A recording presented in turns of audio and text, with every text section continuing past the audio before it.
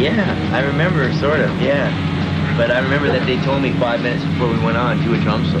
And I was really, once I went into the drum solo, I was really glad that I did, because, you know, the crowd went crazy. It was fun, you know, it was a lot of fun.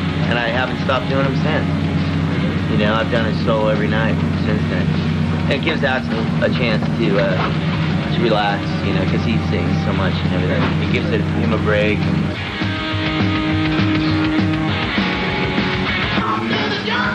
Then came promises of a tour, for which the Guns warmed up with a blitz of one-night mini-dates that ripped through San Francisco, Los Angeles, and New York City. Finally, on Memorial Day weekend, Guns N' Roses launched their first-ever headlining tour. I get up around 7, get out of bed around 9. Ever since we started, we've been aiming at, you know, we wanted our second major album. We wanted a headlining tour, you know, and to do it right.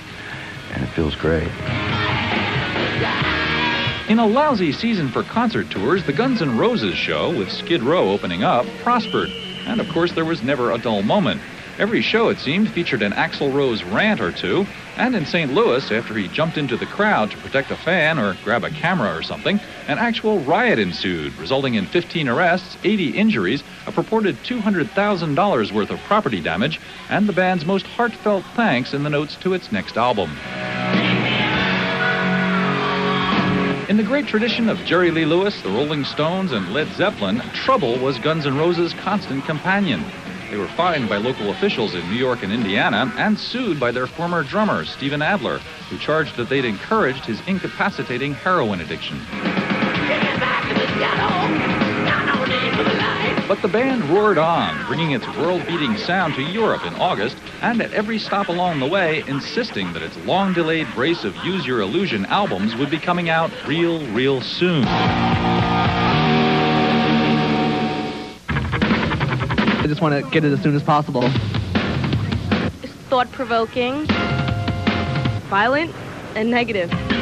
Finally, on September 17th, 1.5 million fans across the country lined up at record stores to actually buy Use Your Illusion 1 and/or 2.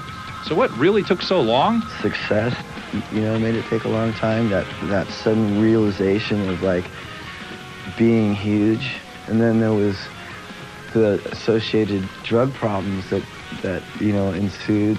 With a new, strictly sales-driven ranking system recently instituted, Guns N' Roses became the first band to debut at number 1 and 2 on the Billboard chart. More older people, like your parents, teenagers' parents, will be listening to this.